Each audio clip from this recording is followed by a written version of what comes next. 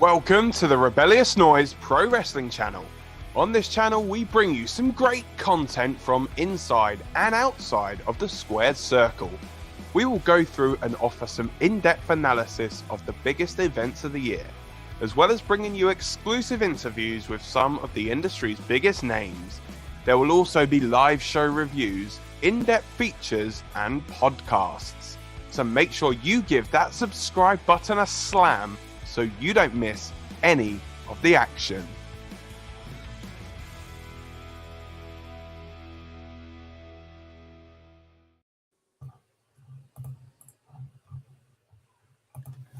Okay, hello and welcome to the Rebellious Noise Pro Wrestling channel. I'm Scott and I'm joined by Lucas today. And what we're going to be doing is, as you can see from the title, predicting and previewing SummerSlam 2022. How are you feeling, Lucas? Yeah, I'm feeling all right.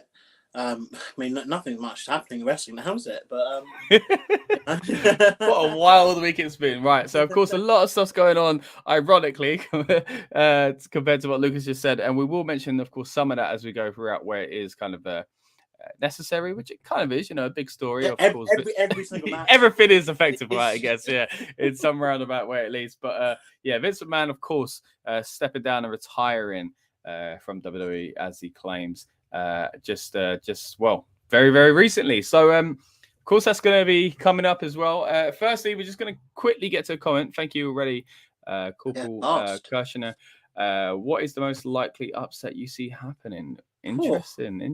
Right, so we'll get to that as we go along, because we're going to do this match per match as we go along, and hopefully we'll come back to that in a moment. First match to start out with, and it's kind of strange because off air we were just talking about this, weren't we, Lucas? That they've got 8 matches announced already, which is not really the way they seem to do it these days, but at least we've got a lot to talk about already. If any other matches get added, which it's hard to see now because 8's quite stacked already, but then again, it is a SummerSlam. Then we'll talk about that on our build-up shows. So thanks for those watching it live with us at the moment and those watching on demand. But we'll also have our build-up show on the event night as well. So definitely stick around for that to find out some more of our in-depth kind of opinions closer to the actual event. Right, so we're going to start off. We're going to start off with a title match. We'll start off talking about the US title match with Bobby Lashley, who we've been saying a lot lately that we think he should be pretty much the top star. WWE don't seem to think it at the moment, but hey, we'll get to more of that, I'm sure, in a bit. And he's going to be facing Mr. Money in the Bank himself, Theory. So what we'll do, usually, of course, we have Rob and Dan with us as well. We haven't got Rob's predictions just yet, but we have got Dan. So what we'll do, we'll kind of say Dan's ones first, and then we'll kind of take it in turns, going back and forth as far as who goes first between me and you, because we don't have the fancy die that Dan usually uses. Yeah. So, right. So Dan in this match has gone for Lashley. I don't mind starting out first here, and I will say kind of a quick one. Surely Lashley. I don't see any need to give Theory the title back. He's got a lot going on already, unless he's going to fail cash in and they think he needs something going forward. But I think winning the title, although they can play on, I've won it and I'm about to get another, kind of seems to defeat the purpose of taking it away from him in the first place. And the whole point of, they do definitely see something in Lashley at the moment, and they want to kind of appease him, it feels like, but they're not giving him the top prize. So I think taking this away so soon, unless you're going to give him the top prize, which I don't see him doing anytime soon, it doesn't make sense to strip him of this title. So I'm going with Theory. Nice and easy one for me out of the gate there. What about you? You mean Lashley going for, not Theory? Lashley. Whoops. Thanks for reminding me there. Not so easy after all. Yeah, we've been speaking now, like the past week or so, about obviously Lashley is just a ready-made, fully packaged. Like he's ready to go. Mm-hmm. Put him in a main event program whenever you want. He's so over with the fans. He's so respected, it seems, by the locker room. He's tenured. He's been in the business for a long time. He knows what he's doing, but they don't want to go in that direction. So the other direction is that Lashley has this US title and makes it as important as John Cena made it when he had it. And I think Lashley retaining is the most sensible option here. People might say, look, well, theory. He's turning into that. Because there was obviously a trope, years ago, about the Money in the Bank briefcase winner losing a lot of matches after winning the briefcase. I guess it is now a trope that exists. Theory's not going to be hurt too much from it, because the whole thing of Money in the Bank, people forget, is that element of surprise, and that the person's luck can change like that in an instant. But yeah, Theory's got a lot of things going on kind of in the background at the moment. And I don't think need to add the US title to it. I do think, though, that, if and when, hopefully Lashley wins this match, that be it. Move Lashley on to other things, and make that US title important again. Definitely. So it looks like we're on the same page for that one. Dan looks to be the same. Of course, we'll find out Rob's predictions as well. As I mentioned, if we don't get him for this, we'll have him for the build-up show. And again, build-up show means, we're going to kind of preview the event on the night. These predictions will be locked in. We can't change them. But if there is a kind of an update, we'll kind of speculate as to whether or not we would have changed them if we had known certain things in hindsight. Of course, we're recording this before Monday Night Raw and Friday Night Smackdown. So the go-home shows at least. So, yeah. And again, a lot going on in wrestling. Seems like things are changing very, very fast. So who knows? I think it's a big Raw this week as well. They're in MSG, so obviously. Of course, yeah. All the Rey Mysterio stuff and all that kind of thing as well. And, rumors of certain... people you think showing up as well. So, by the time if you're watching this and this has all happened, you'll know exactly what we're talking about, and you'll be kind of wiser than we are at this point. But we're predicting with a week away from SummerSlam as we talk at the moment. Right, so moving on to the next match. Let's stay with another strong one. Let's go with the Raw title match. I mean, look at that get up that Becky's got going on there. The Raw title match with Bianca Belair, the champion, of course, defending against Becky Lynch. Okay, I'm going to chat this one to you first, Lucas. Before we do, I'll get to Dan's prediction as well. So Dan has gone for, and quickly find this, Bianca Belair retaining. Do you agree? This one's not as cut and dry as I thought it would be, to be fair. I think that obviously this is now the second year at SummerSlam this would have taken place. Obviously last year was a very controversial decision that was made. Because of circumstances, they ended up obviously taking Sasha Banks out of the match and then it's SummerSlam, yeah. Bianca Belair, and then it was Becky. And Becky obviously won in 25 seconds, however long it was. Bianca Belair, interesting comment from her this week, I believe on Twitter. She said that this is the last match. She's billing it. It's of the belief that this is one last time they're doing this. So that also added some kind of thing to me of like, okay, if it is the thing is, as we know, it's not the last one because never is, mate. Like once in a lifetime with a Rock and Cena, mate. But it will at least billed as the last one until they want to do one more. Yeah, which will be very soon. Within the next year or so, anyway. But maybe next year at SummerSlam might become the first one to the first women's title match to go 3 years in a row. Yeah, maybe could be the new Rock Austin sort of thing at Mania, but. But it's kind of weird because I just feel like I feel a bit like how I felt before obviously to do the cash in, and obviously have changed things up on the SmackDown side. That obviously Bianca Belair, what's in it for her after this? Does she go on and she wins more? And like, who are they setting up to basically beat her? It doesn't feel like there's a lot of depth in that roster. There's people that I would like to see get a chance. Like I think. If this is to be the last match, it will hopefully, or should hopefully, bring in like new female superstars able to challenge for this title. Like I think it's silly that it has to always just be the same kind of handful of women, kind of always in these spots. And I was thinking, obviously last month we were speaking obviously about Bayley coming back, and potentially in one of the title match anyway, at least maybe setting up a triple threat, something like that. I just don't feel a lot of excitement about this match. But in saying that, I think they will, if they're going to go down this route of this being the last one, I think that Bianca Belair will retain and she'll win.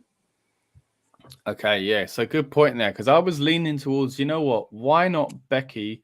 Because eventually it's going to change hands at some point. You know what I mean? So a lot of times you try and be like, oh, they've only just won it, and oh, this happened before, and oh, this one's not ready, or we've only just got away from this and we need this kind of fresh thing. So I was kind of leaning towards, you know what, I could see him giving it back to Becky and moving on from there. But as you mentioned there, though, you know, if they're billing it as the last one and the year since, you know, that kind of not a great thing for Bianca as far as getting pinned so quickly. You know, I think fans are still quite annoyed about that, you know. So if you have even if it's a 5-star classic and it goes 35 minutes, her losing at SummerSlam is going to be that reminder of last year. So it kind of depends on the final kind of steps of the build in this feud as well. If they start ramping up the whole what happened at SummerSlam, then you'll see it as like, oh no, this is clearly redemption. She's gonna kind of do over that. But obviously, realistically, we've already got there. I think if this was another PLE and it weren't SummerSlam, it would be more likely that Bianca was going to lose. But I think it's just that weird reminder of what happened last year that I think is a bit of a risky move if they make Bianca lose at this event again. So, you know, because, you know, SummerSlam, it is, as they used to say, the biggest party of the summer. It is basically their number 2 or 3, depends how you look at the Rumble these days, kind of top tier event. So it still means a lot, holds a lot of weight to, I'm sure, the people performing as well. So, yeah. And the perception of winning and losing at a big event like that. So, yeah, I do think it's more in their interest to have Bianca win.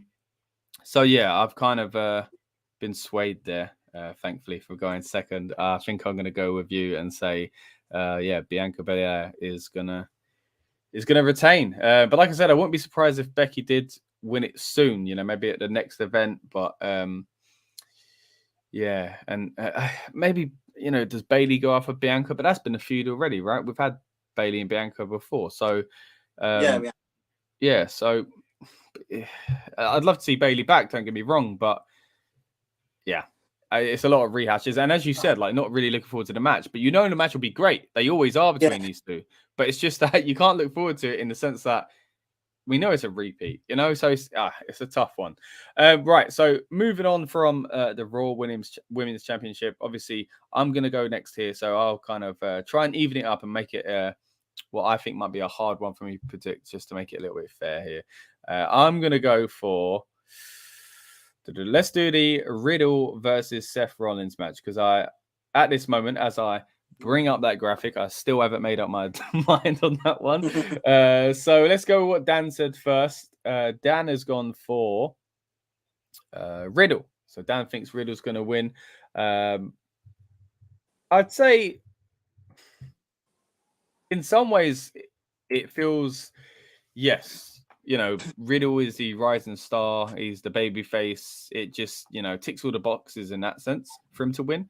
And Seth is often the heel that is okay losing and then comes back strong and you forget all about his loss and he can challenge for the title the next night and you'd accept it, sort of thing, you know. But you can only do that for so long and so many times. So although these kind of two kind of characteristics there kind of lead towards an obvious Riddle win in some ways, like an inoffensive Riddle win is what I mean. No one gets damaged by the fact that Seth doesn't get damaged by the fact if he loses to Riddle, you know.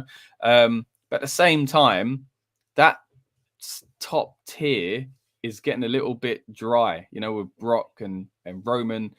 Yeah, they could bring Drew back into it. A lot of rumors about Clash of the Castle and things like that, and him having a kind of a main event kind of, you know, storyline and whatever. But next week, haven't they? He's facing Sheamus and the whole Sheamus thing, yeah, the Irish thing, yeah. Shit lady, yeah. I love how they just come up with these random matches as if they're a thing. Like they announce them all the time as if like we all go, oh yeah, I know what that is. Like the Punjabi prison, like the terror, you know, this death-defying structure, all this. Yeah. Anyway, right. So with this one, yeah, maybe. I just feel like Seth kind of needs a win if they want to put him into that top tier, and because I don't see many other people going into that top tier.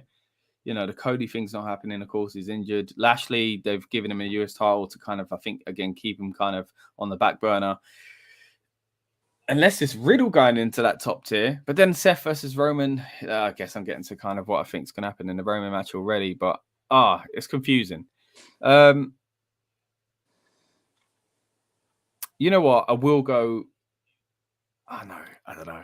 I was gonna go Riddle, but he wins a lot. Like he can afford to not win once. Do you know what I mean? To give Seth a bit of a shine. So,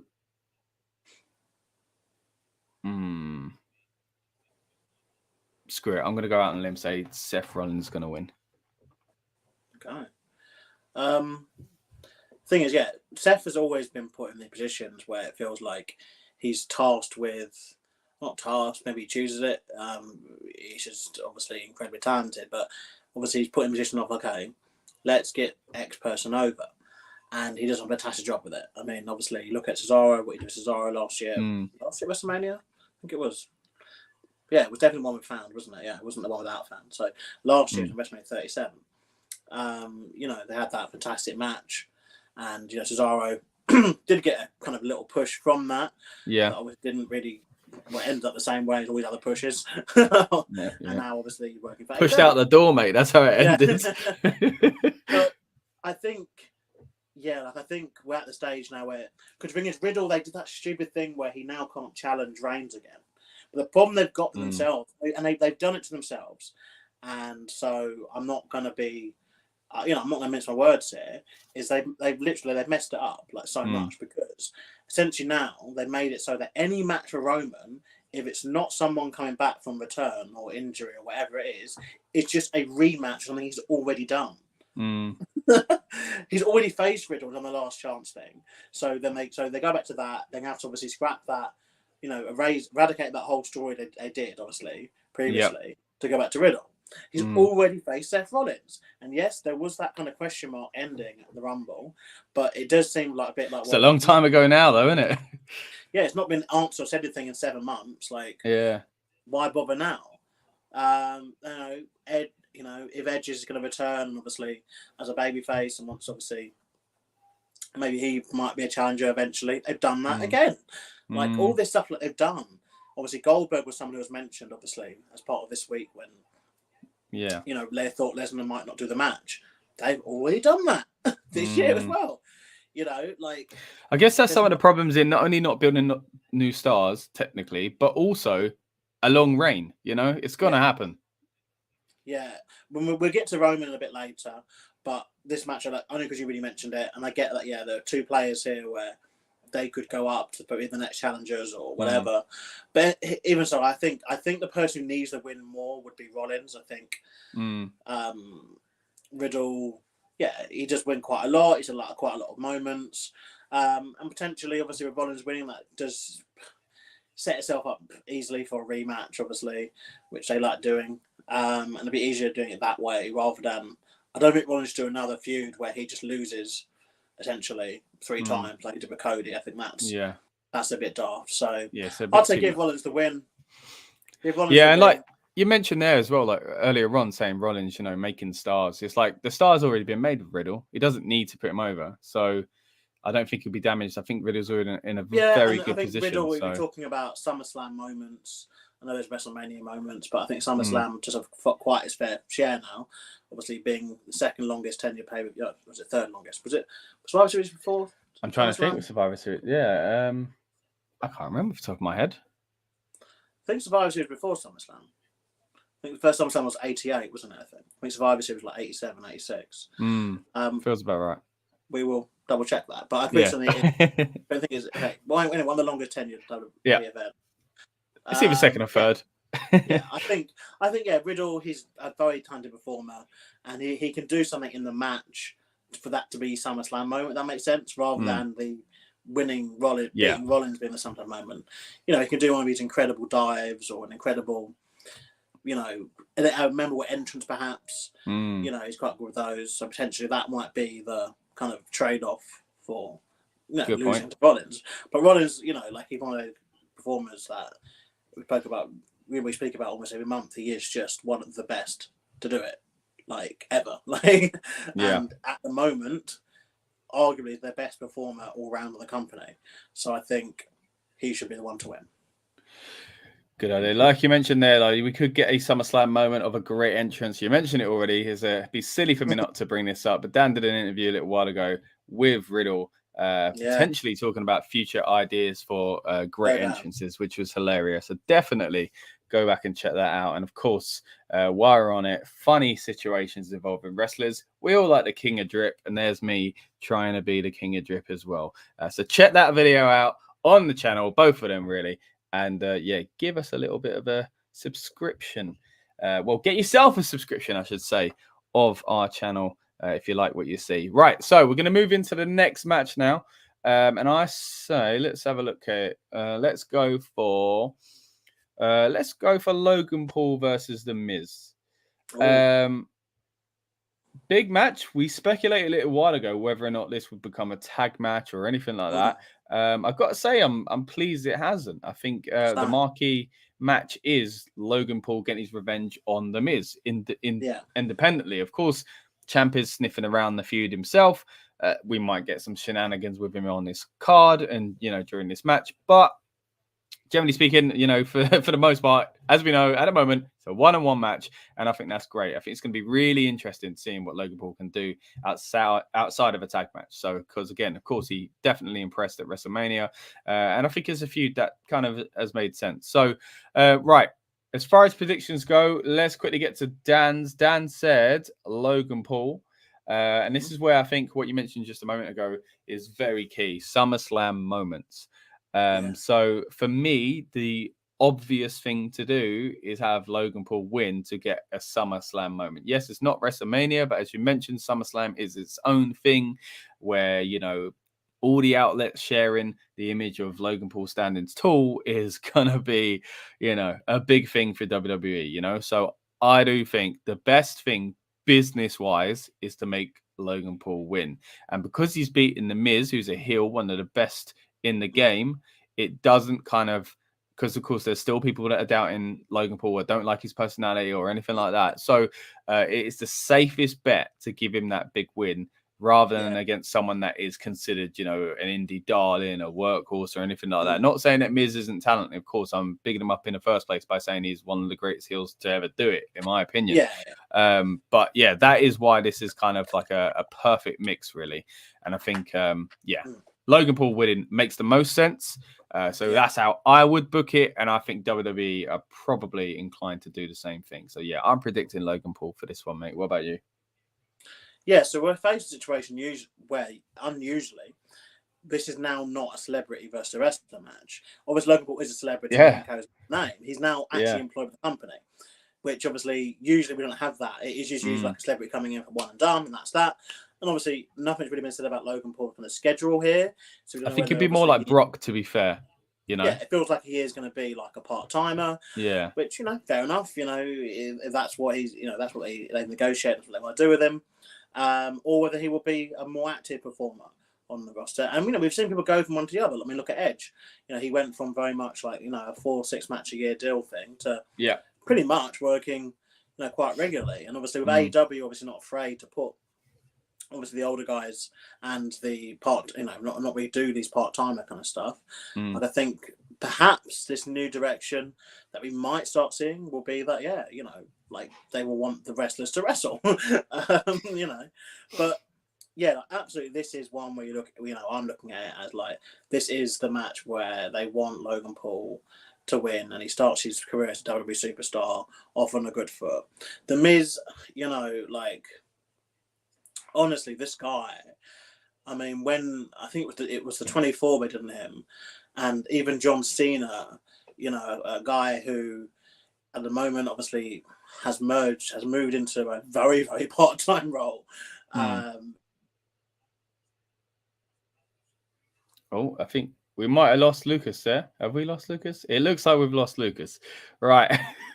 We'll see if we can get him back, hopefully, in just a bit. Okay. By the way, all yous watching, comment down below. Let us know what you think is going to happen at SummerSlam, what you're looking forward to. There we go. We got Lucas back. Perfect. Right. So you're saying Cena is a part-timer and you're talking about the 24. Sorry about that, guys. I don't know what happened. Cena, obviously, he's someone who has like a mad respect for the Miz. And I said this guy has been, has just held that job as in the company for so long. It's because he worked really hard.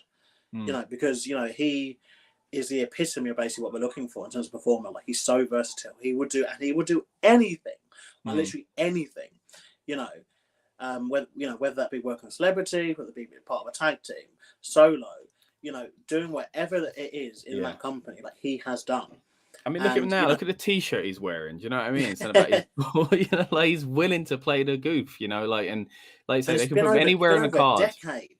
Been over a decade. Like he has done this for this company longer than Hogan ever did, longer than Stone Cold, longer than The Rock, longer than a lot of people who we put in those boxes of Hall of Fame careers as one of the best ever to do it. And like the Miz, he has got to that point where he is expendable because he's dependable. Because as much as they can expend him here at SummerSlam, if stuff doesn't go the right way they want it to go throughout the next few months, which we will talk about, don't you worry, we've got a lot to talk about when it comes to the Roman and the Brock situation and with other people's situations and what's coming forward. So stay tuned. But if that stuff doesn't go its way and they go, right, we need a villain, we need a bad guy to put the title on for a month, and that the Miz is the guy to do that. Miz is the guy to do that. And then they go to him, and you're going to lose to Goldberg in like 20 seconds. The Miz again is a guy who will go, yes, I will do that, and I'll get that over. And that's what he is. And I think for this situation, it is, look, they want a lot of the eyes to be on Logan Paul. He's their big money signing. It's his debut match as a WWE superstar. Keyword. He wasn't obviously a superstar back at WrestleMania. He now is.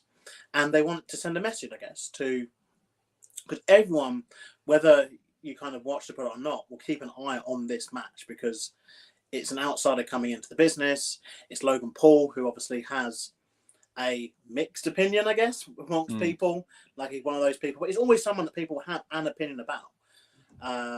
But yeah, I think the right decision would be for Logan Paul to win this one. And that's who I'd pick. Yeah, okay. So it sounds like we're all pretty much going with Logan Paul there. Of course, we haven't got Rob's answers just yet, but we will hopefully have them. We'll have them, I'm sure, for the build-up show. Go on.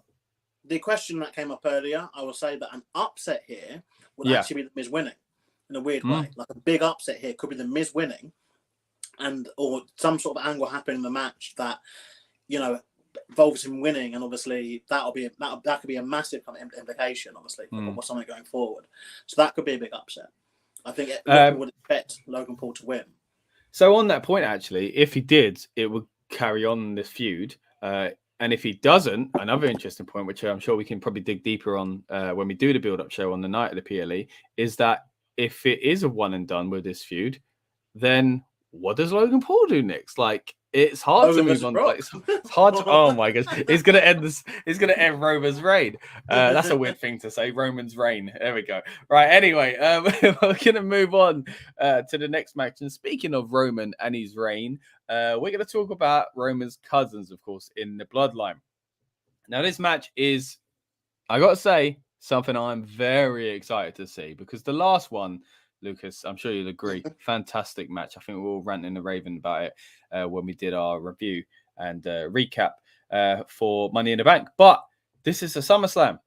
And as you know, SummerSlam, you go hard or go home. And I think these guys are going to go hard before they go home. And it's going to be one hell of a match. Right, so I'm going to quickly get to Dan's prediction here. Let me have a quick check at this one. We got Usos versus Street Profits. Dan has gone for, and I wish we had his insights to why he's gone for this now, because it's an interesting one. He's gone for the Street Profits to win. So we always say, for the Usos to lose, it's got to mean something in the Roman feud. You've got to use it as he has let the bloodline, that they've let the bloodline down, or they've been screwed, or like there's a newer person that like gets involved in this feud and helps the tag team, and therefore that person is now Roman's enemy or something like that. They go to the title picture. There's got to be a way that they use them, because eventually, someday, guys, these titles won't be on the bloodline. I don't know when it'll be. It could be next week. It could be next year. But at some point, these titles won't all be with the faction that we know as the bloodline. So when it happens, it needs to be used as a story. So I'd be interested to hear. Hopefully, we can get more insight on that on the night of the build-up. Hopefully, if Dan is able to join us as to why he believes that. Now, who went first on the last one? It was.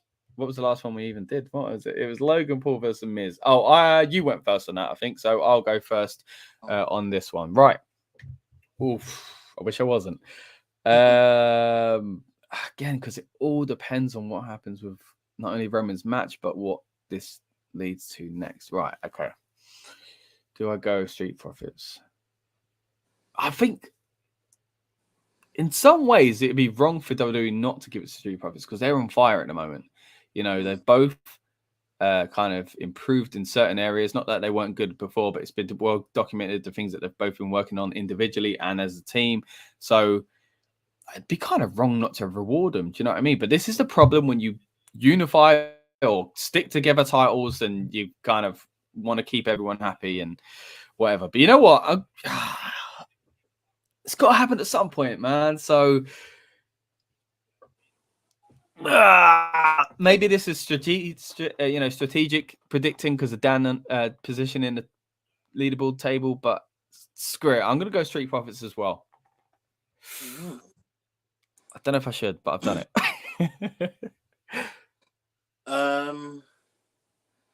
So my feeling is if the Street Profits lose, they got split up.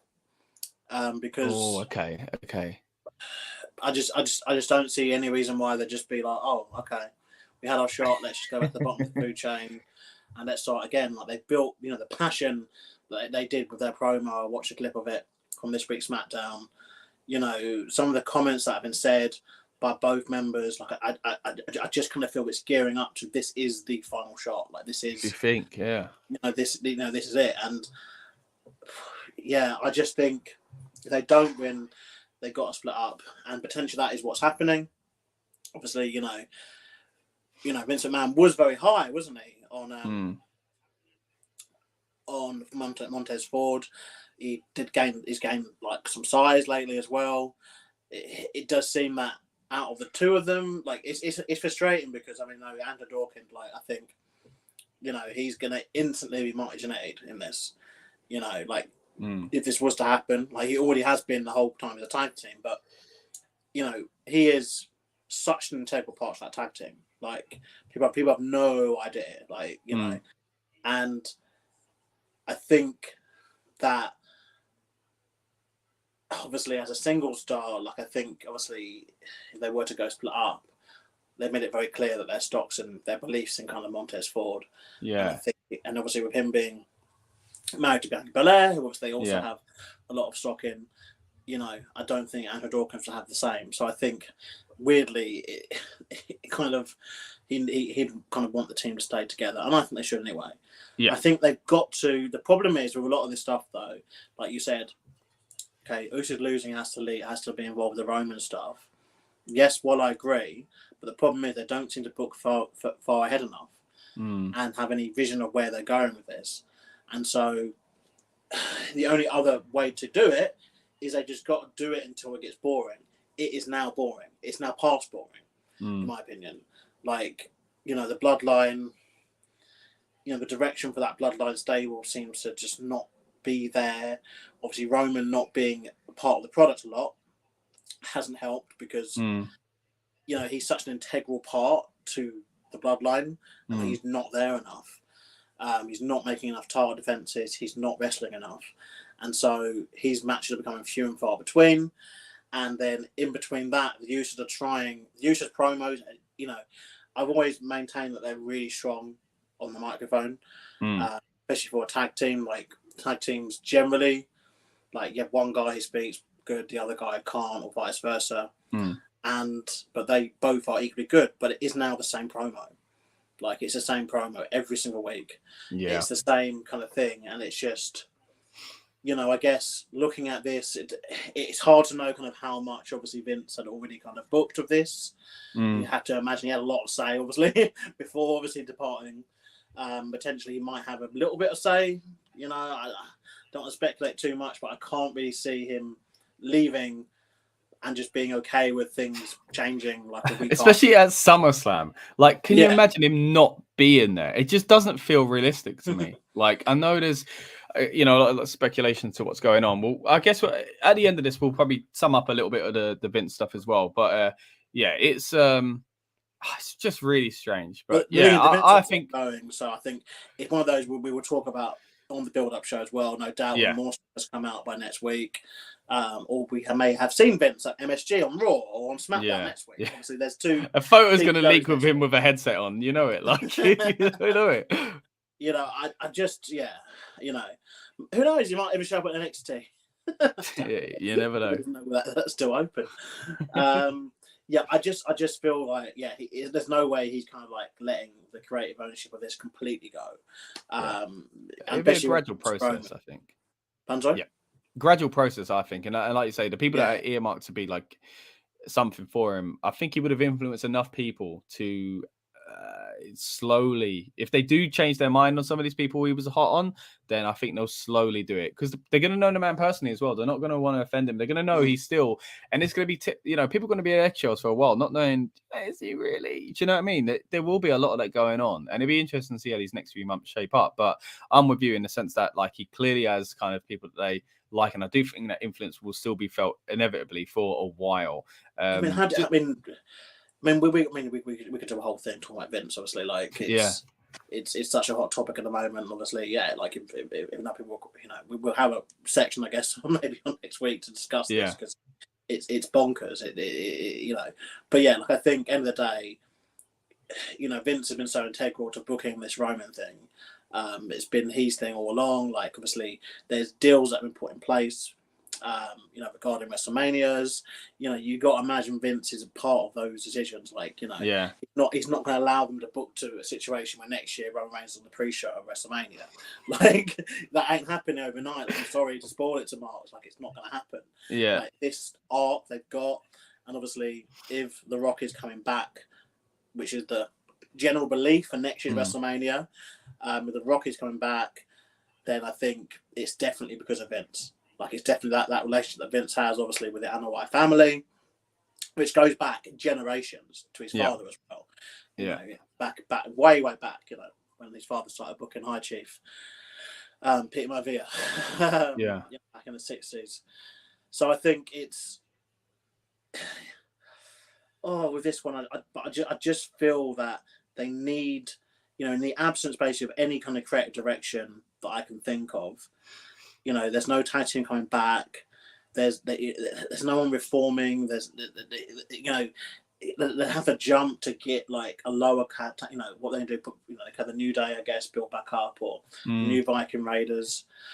But it's just, I just feel that it's beyond stale, and it needs to change. Yeah. And I think the Street Profits are the right person to make the change. So I will go with the Street Profits winning. Okay, so you're going for a winning, not breaking up, but you think if they did, they would break up, is what you're saying, yeah? Okay, gotcha, yeah, because I think, going back to just some of the points there, because they were quite interesting as far as, Angelo Dawkins and stuff, he recently come out and said it's annoying him, basically, people saying that he's going to be the Jannetty, and like you say, like, he brings a lot to that team, so it's not, but in some ways, it's just like, hey, it's just inevitable. Like, that happens. One will be pushed more than the other. It's very rare that they're not. I think the Shield, do you know what I mean? Other than that, it's very rare that people want... to an extent, they had at least separate not pushes. Really. I mean, I think it's clear that Jeff's always been a bigger star. By far. Yeah. But, I mean, Matt was hardly like, on the pre-shows and stuff. Like, he was the gap, like, isn't that big? But there's always going to be one, at least a little bit in front of the other as far as the perceived and how they're presented. But yeah, I do think that breakup will come. I just don't think it should, because I think they're on fire. They still haven't hit their peak for me. I think there's still a lot more to do with this team. They're fantastic. I really enjoy watching them. They're so entertaining since their NXT days.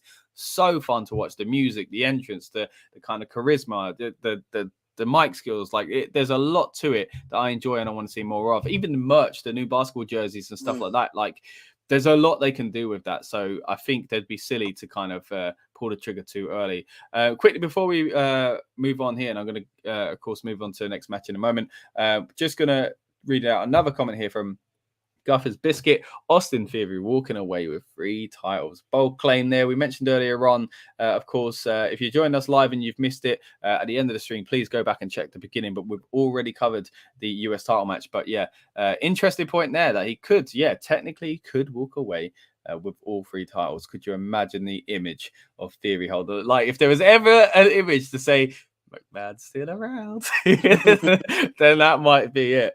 Right.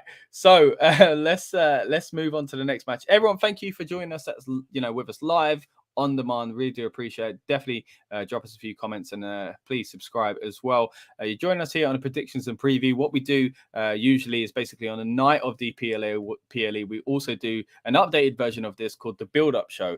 So we definitely would love to see you back for that as well. We'll basically talk about the go-home shows and how they affect our predictions. Of course, we can't change them because we've locked them in, and any kind of matches that have been added since, and any breaking news. And it does feel like, Lucas, we're getting a lot of breaking news at the moment. Anyway, of course, the day after the PLE as well, we'll be back for our recap and review as well. So definitely stick around because we've got a lot of content coming up. Talking of things coming up soon, we're hoping we're going to try and fit this in to do our watch along of the 2002 SummerSlam as well. We mentioned The Rock just there. We've been talking a lot about Brock Lesnar, of course, and that is, my goodness, it is the day that Brock is crowned as the beast that we've become to know him as.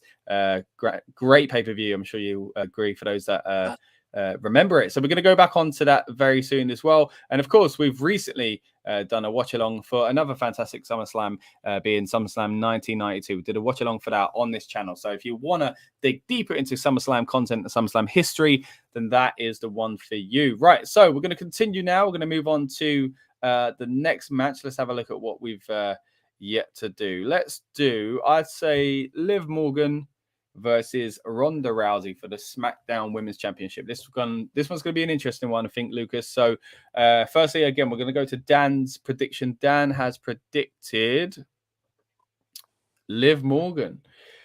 Lucas, you're up first this time. What do you think of that?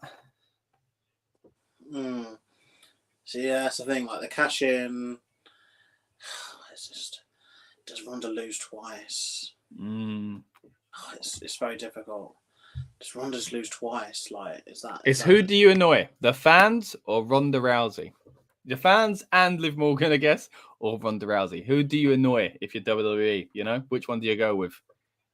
I think it's annoying because last year, obviously, they did the whole Nikki ASH. Well, she won the briefcase, cashing on Charlotte, and then obviously lost it straight away, and that was that. They wrapped up basically an entire Money in the Bank story arc within about 4 weeks. Just went off your pop to the tag division, love. Wasted. Been on the PLE since, I don't think, actually. I don't think, apart from the Rumble, I think. She had that mini feud with, and partnership, of course, with Rhea Ripley, but I can't remember how much of that was on. She's teaming with Doudrop. Team with, why would you team with someone? There's no tag belts active.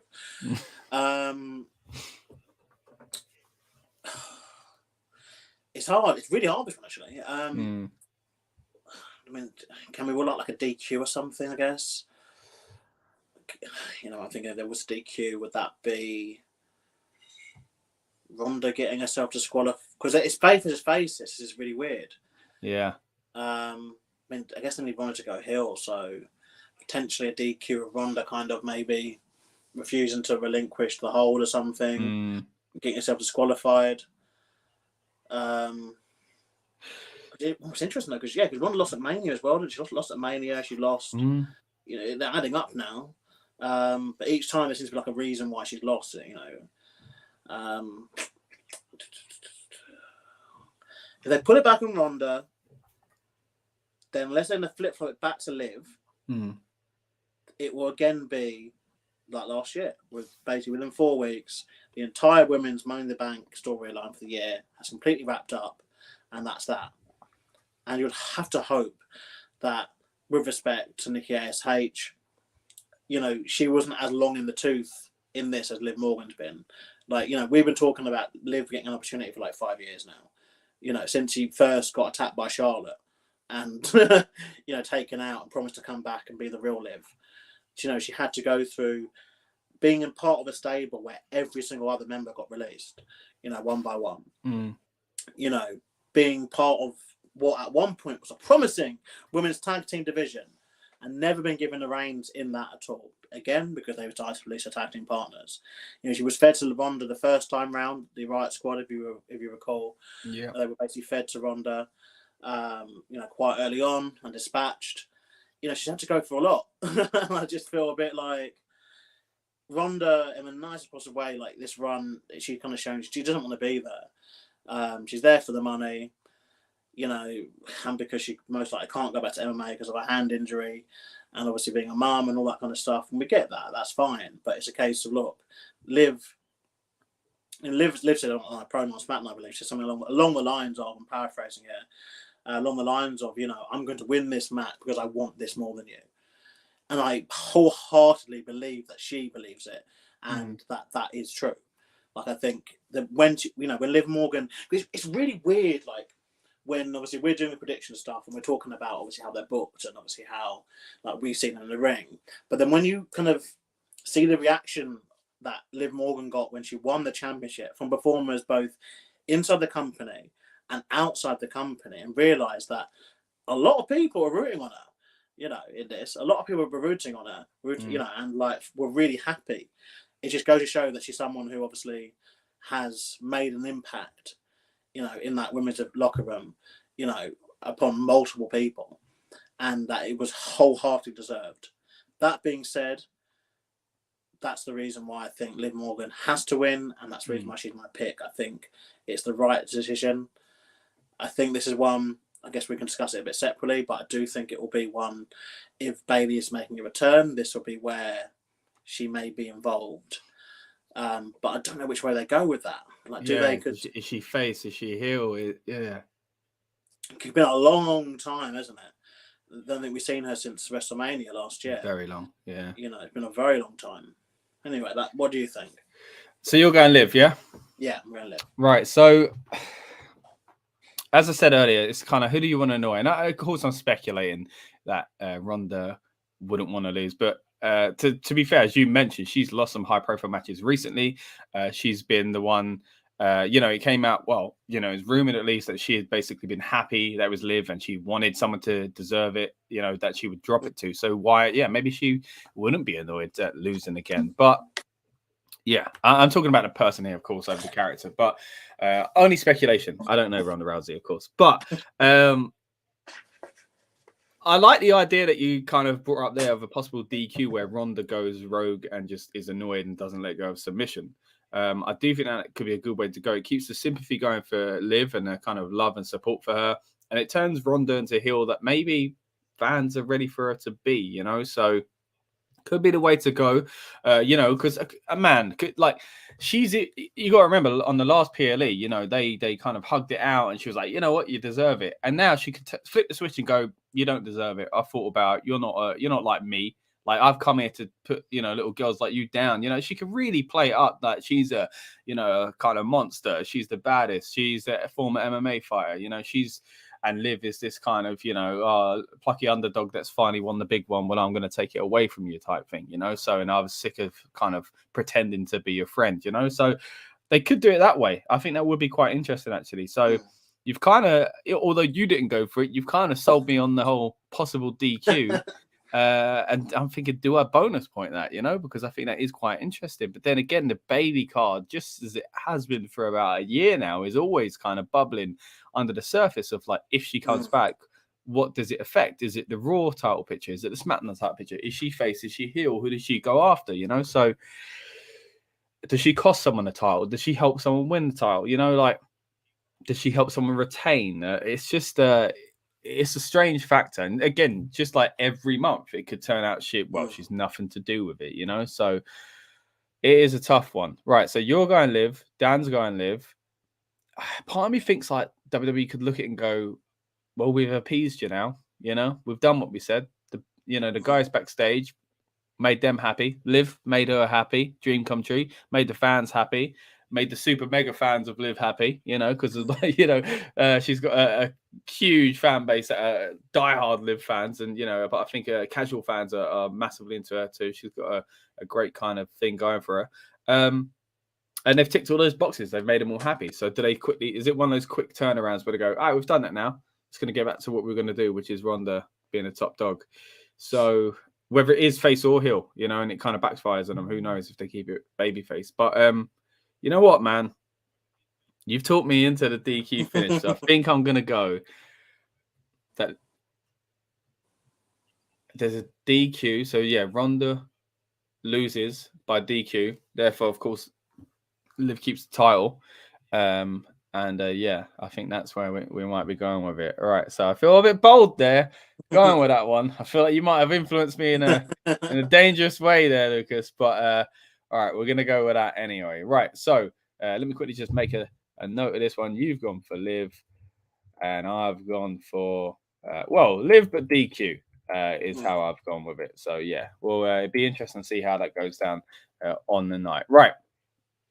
Let's move on to the next match, which let's have a look. What have we got left here? So guys, remember, if you're watching for the first time on demand, we've gone through a lot of the matches in a random order as we've gone through them. I mean, our prediction before this week's episodes of Raw and SmackDown, and I guess NXT.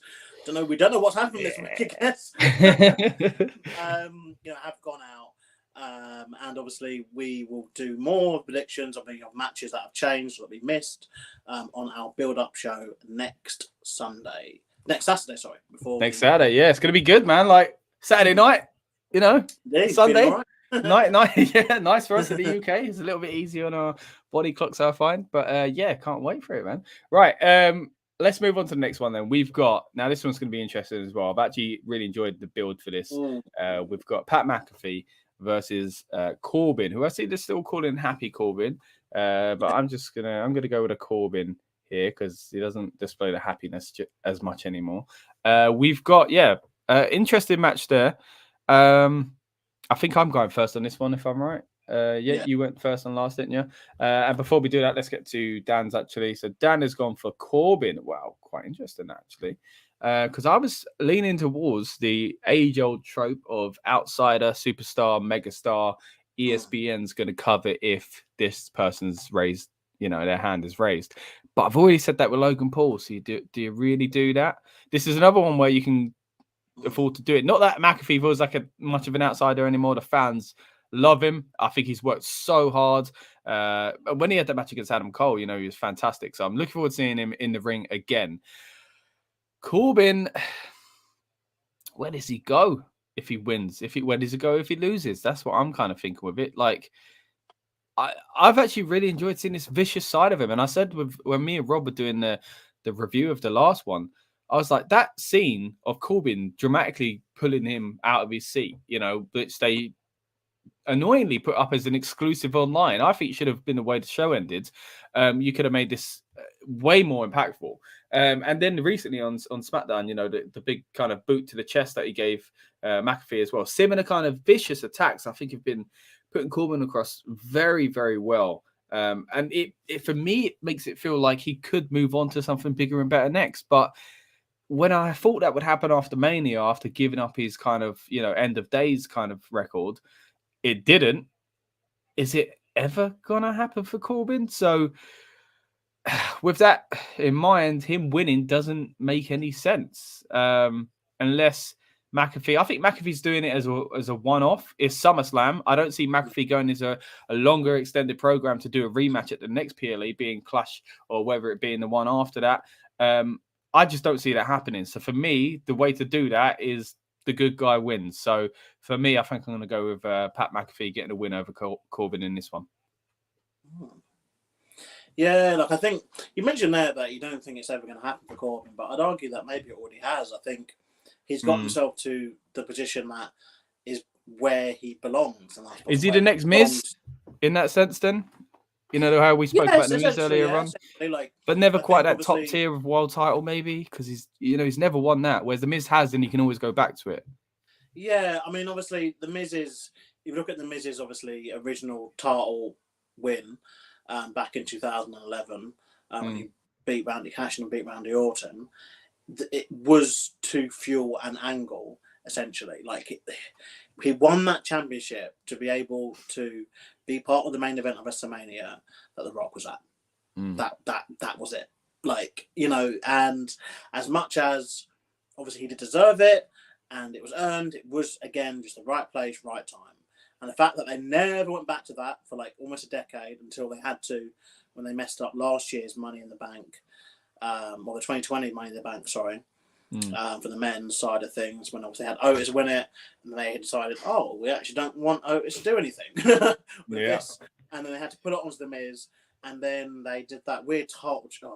It's so confusing and annoying, like how kind of convoluted it all was when you had the Miz champion and won, and then he was a babyface, then he was a heel going into WrestleMania. And then he got cashed in on later in the year. Yeah. By Big E, who they decided to bury basically at the Rumble, and hasn't done anything of note since. Sadly, before getting injured. But yeah, like I think, like Corbin, he's just reached that point where like he would only win that or get the opportunity like if there was something, that needed him to lose it for, basically, or something to build up. But I think they've gone to that level where he's believable enough to have done that. But I guess as well, the way the championships work now, like, is just very different. Particularly the Universal Championship. Obviously, at this point, it is merged with the WWE Championship, but they have obviously built this reputation of that belt kind of being just treated a little differently. And if you compare that to the title scene in 2011, 2012, when The Miz obviously was champion, it's just very different. Yeah. And there were more title changes happening back then. There was more people in the mix. They were obviously obsessed with Cena getting to this 16-time kind of number. So they were purposely kind of building up people for him to keep losing it to, and obviously the roster they had meant they could do it. But now obviously it's very different. But yeah, like I think Corbin though, like if you talk about NXT, like he one that gets kind of forgotten because he was part of NXT. But you'd argue that his success, yes, while he's not like a 5-time world champion or all that kind of stuff, he's kept his job, like he's kept his role. He's still a part of the company. He's still on PLEs and still on like regularly on television, which as we know in WWE, television is basically currency, TV time. How many more minutes you can get on television, and the fact that they let him run with promo segments and different kind of feuds and kind of matches, like I think that shows they have a lot of faith in him. With that being said, like I think it's a bit weird McAfee wrestling still. I don't understand kind of what they're hoping to get from this. Like I think, surely like, if he doesn't want to, if they don't want him to be a full-time performer, just don't have him be a performer. Like the guy's really talented, but I just get a feeling that if you keep winning him out like every now and again, like where's this going to go? Yeah, like eventually it might feel like he's taken someone's spot. You never want it to feel like that, So, but yeah, I'm intrigued to see him wrestle again. I think the story is well done. I guess the closest thing we've had really in history to this is when the King, who at least used to be a wrestler, in his older age, had that feud with Taz or something like that, in the sense that, when the King had in the Miz. So it's kind of like someone. Is he going to be like that, where every now and then someone's going to just get annoyed and attack him, and then he's going to go, you know what, WrestleMania, I'm going to fight you. What's stopping other people from doing that? They made it very difficult, haven't they? Because essentially now, like, why doesn't every villain just start doing that then to get matches and to beat and why do they keep it just to him? Why exactly. Yeah, like if you're suddenly okay to beat up announcers for and like how many wrestlers in storyline could go, didn't like what you said about me, mate, so I'm going to beat you up. Is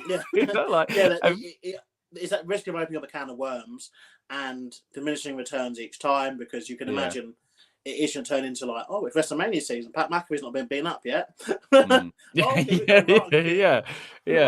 Is insert bit of the week here. I think he'd be fun entering the Rumble. Panzo? I think he'd be fun entering the Rumble. I think that would be fun.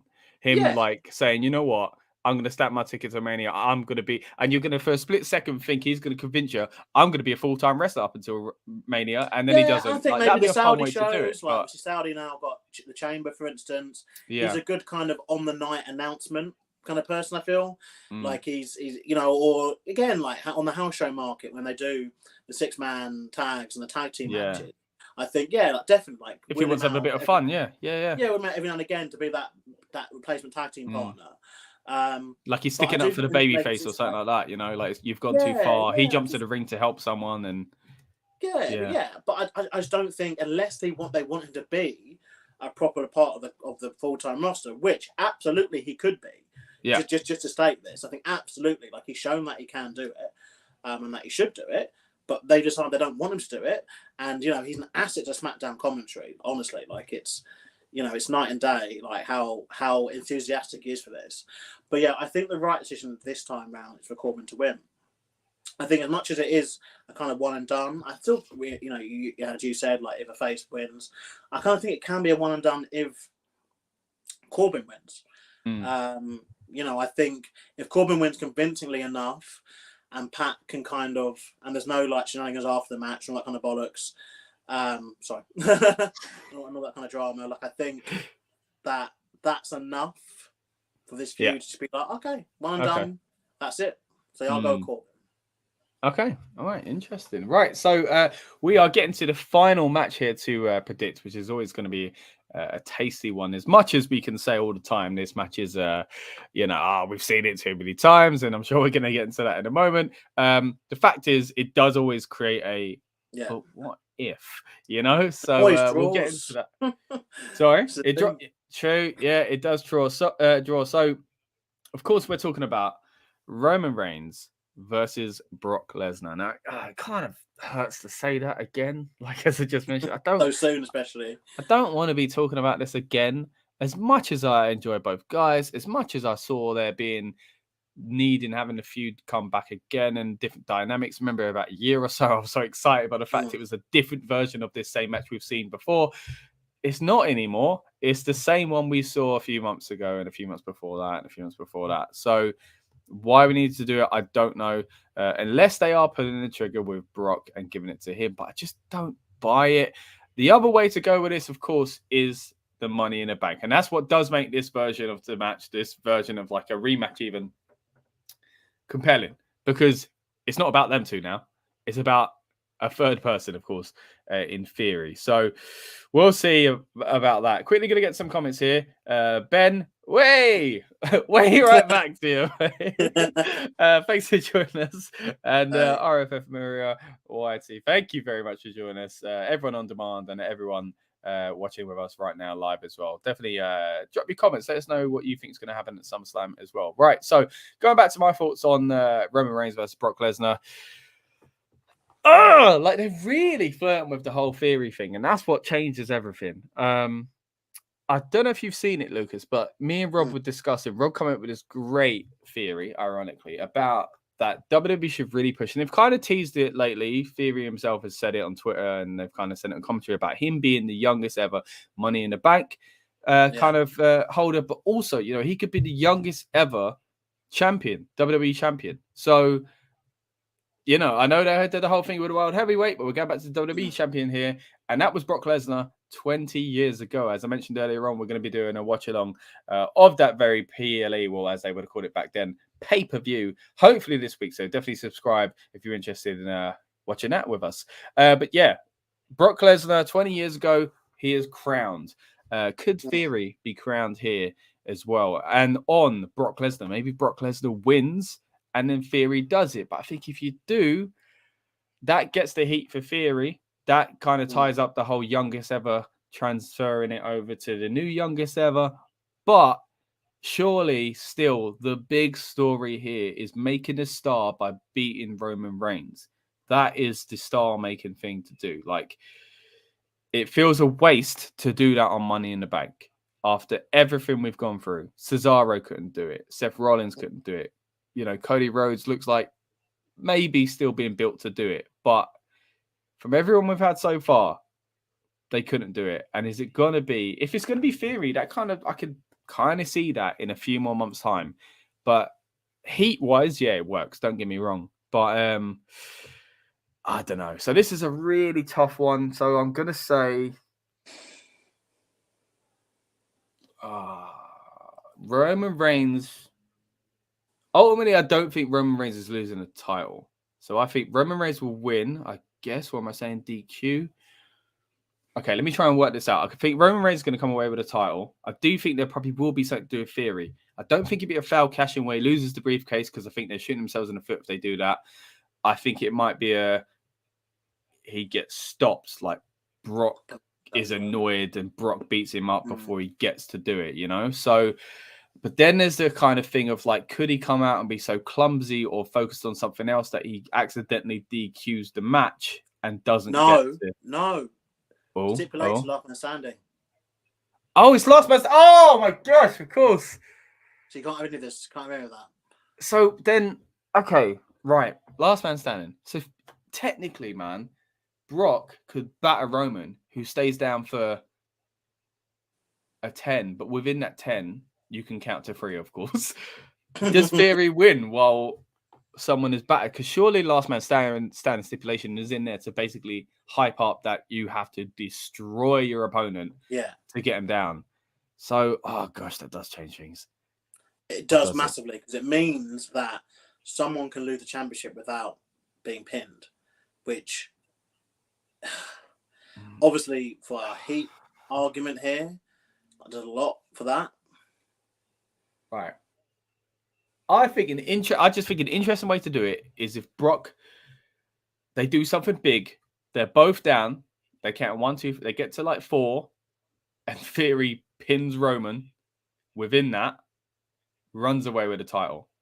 Like, I think that is probably, if you're going to do the cash in, that's the best way. If you're going to successfully cash in, I think that's the best way to do it. I just don't know if they will, because I still feel like Cody Rhodes is... It's a mess. It's so confusing. It would be exciting, don't get me wrong. It might not be how I'd book it, especially 4 or 5 months ago. And this isn't anything on Theory. This is about making something of, you know, the best out of what we've kind of built with Roman Reigns. And you could argue, you know, beating someone like that, beating Roman is a star-making thing. But giving him the Money in the Bank, is that the way to get there, to make it believable? Like, it took so much because he faced the big bad Brock Lesnar, and then Theory, just a little coward, runs in there and is so smart and does it. So where are you up to? So I think it's 2 different questions then. So let's go firstly. There's a match that takes place between Roman and Brock Lesnar. You know, do you think that Austin Theory gets involved in this match? Yes or no? In terms of the actual bell-to-bell match. Yeah, because I guess you're right. I guess someone could win with the 10, and the whole point is they're destroyed, as most early cash-ins used to be. You've gone through a war, and now you're about to get beaten up. So I guess there's that scenario as well. In which case, if you're not doing it within the match, this exciting kind of loophole that I think Theory's character would be great to get away with, I don't think Theory should cash in and win. So if that's the case, then I would say, yeah, Roman's going to win. And it'd have to be a failed cash in, or Theory changes his mind, or he doesn't lose his briefcase, but it's a failed cash in. So it's so tough, but it's got to happen at some point. But is it Rock? Is it Cody? Is it Theory in 6 months' time? Oh man, right. Sorry, I'm gonna have to commit. I know. All right. Actually, I don't think I've said Dan's one. Let's see what Dan said. Dan said Roman. All right, Dan said Roman. Right. I'm locking in Roman Reigns because I think it just makes sense. Now, because that way, if I'm wrong and they do the whole cash in and the exciting kind of thing with it, then at least I've lost a point, but I can say I was entertained. So that's what I'm going to go with. I'm not going to go for the super duper entertain me with this crazy theory and then I lose the points as well, and I don't get to see that, and it's a boring kind of end. So I'm gonna go safe here. Roman Reigns is gonna win the match. I'm not gonna bonus point anything as far as cash-ins or anything like that. But you've heard my theories as to what I think could happen. But there we go. So here's what I think. I think that obviously this match will be last. We are assuming, and anything else can eclipse this. And look, I would say about this match, my take on this match is, look, the thing is, this is the match they built up in this generation. Like, it's this generation's Rock and Austin. Like, it is like it, and it sounds weird saying that, but it just is. It's the match that they kind of have had a lot of story points going back to WrestleMania 31 now. So almost a decade now, essentially, of this, which is bonkers in itself. And they built so much with this match. I mean, of course, it's led to a cash-in before, as you mentioned, 31 there, you know? Exactly. and it draws. It's a license for them to print money. Like it sells tickets. It does the PLE numbers or the subscription numbers, whatever you want to call it. And I think each time, as much as it frustrated us, it's been interesting because you had obviously the WrestleMania 31 situation where then there was a cash in as part of that. You had WrestleMania 33 where there was that whole when Brock played them against the UFC, didn't they? And everyone was adamant.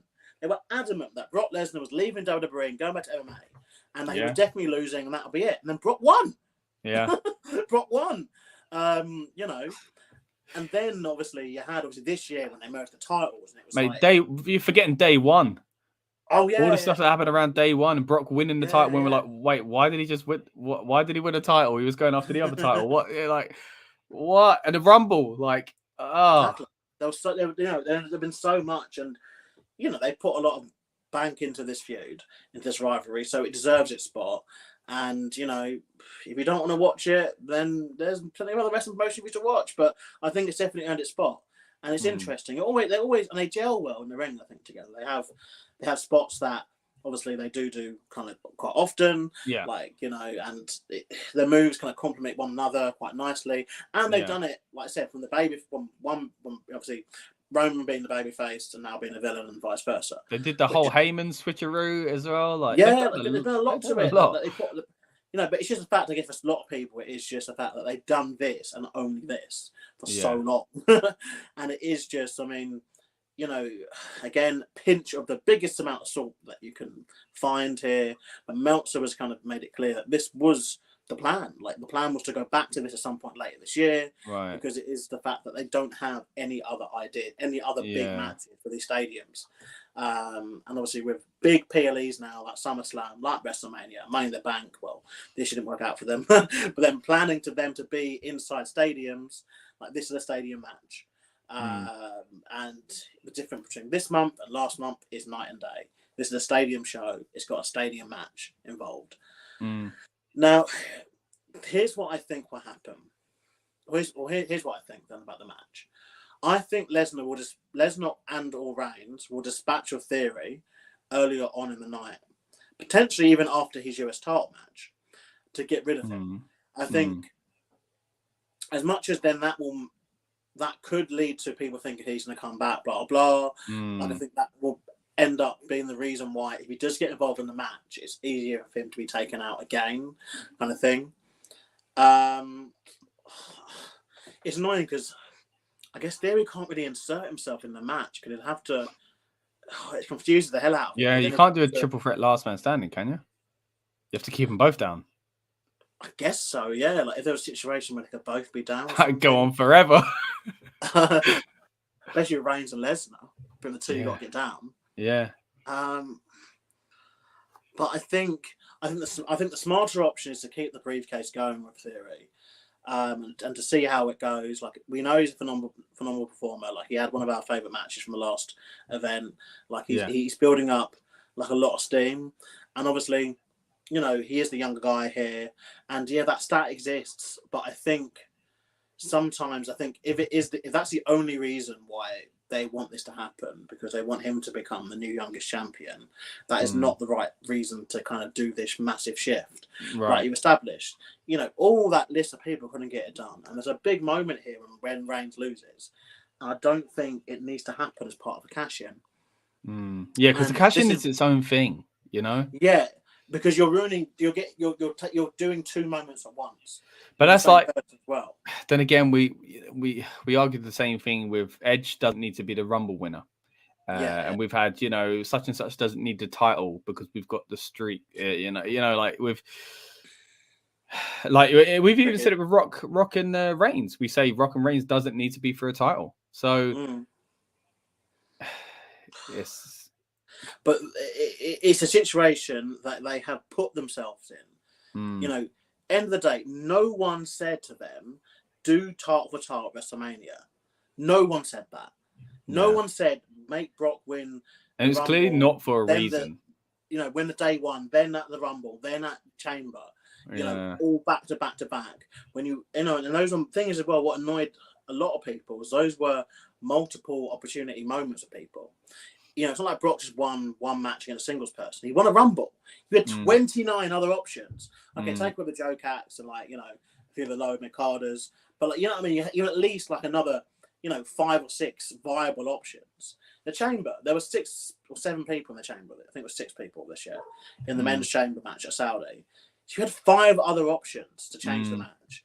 You then had the fact that you run the company and can determine if you want your title for title. You could have said, well, no, let's not do that, actually. Yeah. Because then this is what will happen. Because now we are faced with a situation where either Reigns needs to hold these titles basically until The Rock or Cody show up, which at the moment is looking like early part of next year. I mean, I don't know how much money they can throw at The Rock to maybe do it sooner at Survivor Series potentially or something like that. But I just think The Rock is a mania. The Rock's eclipsed the entire business. Let's be real at this point. Yeah, and I think even WrestleMania is probably even too small a stage for him. It needs to be his own show. I guess Smackdown. To be fair, that was his show. He could do it on Smackdown. WrestleMania Smackdown. Oh, that's the perfect combination. All these years we've hated that and WrestleMania Backlash, but turns out it's just perfect for The Rock. It's so hard because I feel that no matter which way I pick, I feel that something's going to happen this week, or obviously come coast the build up, where I think we're locked in. Yeah, we're locked in, and I think I'm going to want the other way. But I'm going to be firm on Austin Theory not cashing in because that's what I want to happen, and what I don't think it's going to. What I think is going to happen. That makes sense. I'm then going to have to determine a winner, and I think. I'm so close. I'm so close to saying Brock. I'm so close. You have no idea how close I am. You have no idea how close I am to saying Brock Lesnar.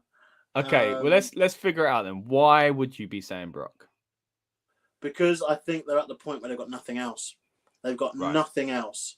And I believe the theory, the idea, the backstage could be they don't think Theory is ready for that push yet. Yeah. They don't have a prognosis when Cody Rhodes is coming back. They don't know about The Rock. They don't know about anything else. There's no one else returning. And then there is. It's Goldberg. It's Edge. It's been done. It's been done. It's been done.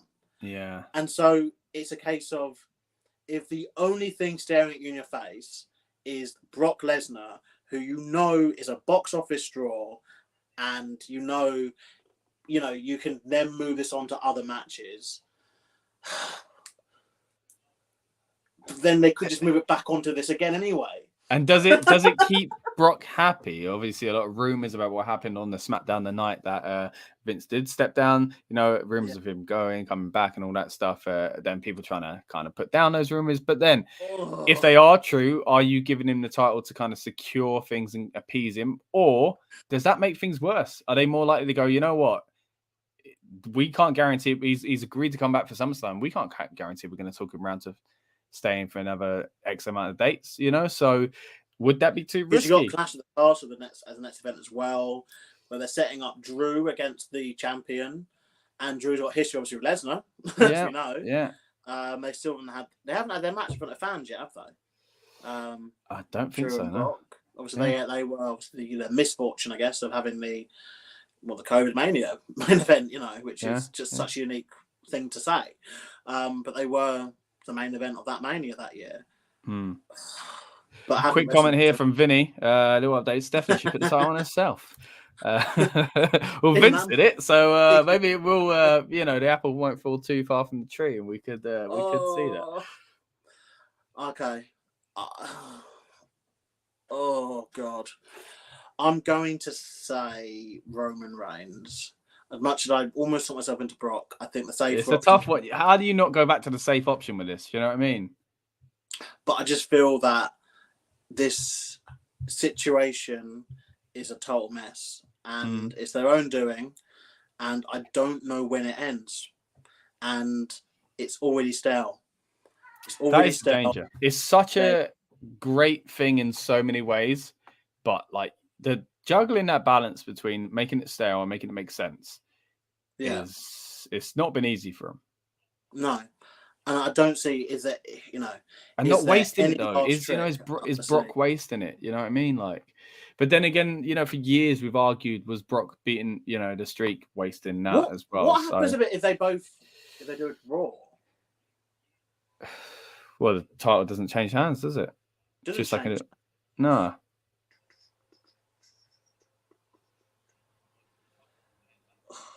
And then the thing is, there's so many options going through my head, and they just get messier. That makes sense.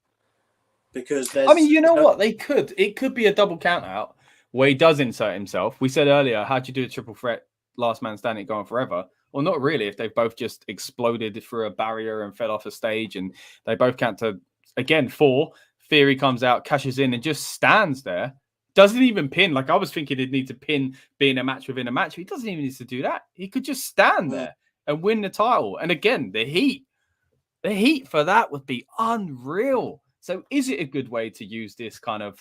Is it a bit of a dub way to end SummerSlam as well? Like they've had some really. I know because people were annoyed about Money in the Bank with Theory. Yeah. So. They have ended the pay-per-views really, really weird this year. It seems every event just a really weird ending, and it's just like, but this is the thing. It bottles down to the thing that they've got nobody else, and this is it. This is the one match they've got. Yeah. It's so frustrating. Quickly get to a little comment here from Vinny again. So Austin cash in. Making it triple threat, but you can only cash in for one title. Wins that, then Brock versus Reigns resumes for the remaining title. So I kind of like that idea, but as we talked about a few PLE build-ups ago, this is the problem they've got themselves in because they've not made it clear what the titles. They keep changing their mind. Are they one? Why is it when Riddle challenged it was only for one title? Why is it when Brock challenges it's for both, and you act like it's an undisputed type situation? And they're not clearing the Money in the Bank. This is why I said back when we were doing the predictions for Money in the Bank that it was a mess for me. You needed to give it to someone like Seth Rollins who could afford to lose, because the Money in the Bank should be redundant this year because you shot yourself in the foot by not making it clear what it's actually for. Well, this is the thing. I mean, I compared it, to the year Becky had 2 belts. Yeah. And they made a conscious decision that the next month they were going to do Becky doing the back-to-back match of the different championships. She won one, lost the other. That made perfect sense and wasn't confusing. I mean, the only good thing to come out of it potentially is they can't do Brand Warfare Survivor Series anymore because they've merged the belts. I mean, who's running the face himself? They'll find a way, mate. But yeah, like this is the thing. Like they have to make this very, very clear, and I think it's very messy. And it's even messier because of the last man standing thing. And they haven't established that as a rule either, that this whole can only be for one championship, apart from the Riddle thing, which obviously throws a spanner in the works. Yeah. But then it's just like, what superstar says this? I'm only, someone's got 2 belts. Yeah. Unless you explicitly tell them this contract means this, because you got to remember the contract used to always be you can cash on, any one, but where they've not been clear really, whether or not it's technically one title or 2, like they've kind of toyed around with both ways of that. So the thing is, I just feel any way Theory gets involved in this is a mess, and it's just a mess that's maybe not worth doing. And so the easier way is either way there's still a mess, because there's a mess if Reigns wins, because you're going into a scenario where you're having a part-time champion, and you've established that there was no one waiting until Cody Rhodes and all the Rock show up at some point in the next 12 months. You've established that now. Like you can't, who are you going to build up? You're going to build up Madcap Moss. To be fair, like they started building him and he ain't doing much now. You're going to try again with like Shinsuke Nakamura. You've got AJ Styles potentially. Like in this. But none of them feel like the one to do it, do they? Randy Orton's injured as well. Like obviously that's a match that potentially needs to happen, but he's injured. I think Riddle makes the most sense personally, as far as like Riddle. They've done that. They have to open up that can of worms. Exactly, again. Yeah, exactly that. But I mean, as far as the profile of wrestler and star, I think Riddle fits the mold at this moment in time. Like, or maybe 2 more months, But do you go with Brock? Do you pull it back on Brock because he's the guaranteed box office draw that obviously is in this run now where he's getting very good receptions from what he's doing, and that just ends it. But then you're giving yet another thing to Brock that could have been done by someone on the roster. But then this is what they do, though. You know, look at the streak. You know, there were several options previously to that, and they went, no, Brock Lesnar. Goldberg and The Fiend as well, another example. It is how they book. So it's not without the realm that Brock Lesnar just wins. Yeah, and that's it. Yeah. Because either way, you're going into the fact that championship or championships is most likely only going to be on PLEs, another 2 times this year, 3 times potentially? Clash of the Castle, the Saudi show. Yeah, with either kind of person holding it, yeah. You know, and Survivor Series, I don't know what they're going to do. Obviously, like I say, they might have to have something else. I don't know. Like, you know, it's really an interesting territory that we're in at the moment. Or interesting in that it's frustrating because it really, really just didn't need to be like this. It really, really could have been much different with, at this point in time, us having a WWE champion who would have been someone like a Rollins. Well, because that could have been the post-Mania WWE Championship feud. Rollins against Cody. You know, Rollins cheats to win the first one, DQ in the second one, Cody called for Hell in a Cell. Boom, Cody wins at Hell in a Cell. You know, that could have been the perfect kind of way, like, to do that kind of thing. And then Cody being champion. And then if you want to keep the Reigns thing going, you keep it going. And this is why you have 2 world titles. You know what I mean? And they messed that up as well. Quickly before we get out, I'm going to get onto another comment from Vinny here. Everybody that sent us comments, really do appreciate it. Everyone that's watched live and on demand. Again, thank you very much. He says, letting Braun Strowman go was a mistake. Legitimate contender was just coming to his own, in my opinion. Look, I have to agree. Like, letting him go, I don't think he'd be the one to end it, but he'd be someone that they could have freshened it up with. As we mentioned earlier on, they're just going back to the well with this. So although he would have faced both of these guys before, it would have been a bit more stretched out than some of the other kind of things they'd be going straight back to. So I also agree that he was, I wouldn't say coming to his own, I'd say he was coming back into his own. That last kind of period he had was really impressive, that match with Shane. But it kind of stuck, you know, and I said this for years on this, you know, on Rebellious Noise, on Talk of Beans, that basically, they never felt like they were ready to pull the trigger with him. They made him look like a superstar, and then they took it back, and they kept going back and forward. So Braun was an interesting one to shake things up. I agree, but I don't think he would have kind of been the one to put it on anyway. But yeah, they kind of shot themselves in the foot with that, because they did have a kind of a believable main eventer on their hands that they've kind of weirdly disposed of. But yeah. Yeah, his big contract, sadly, wasn't it? But they didn't want to take on, and they had Omos, who they thought they didn't. He was bigger. You know, how do you? We got another big guy. It'll be fine. Yeah, bigger. It's not quite been the same. Yeah, but yeah. Anyway, one last thing before we get out of here. Actually, I completely forgot to mention this, but we actually forgot to mention something important about this match. Oh yes, that Jeff Jarrett is the special guest. Special guest.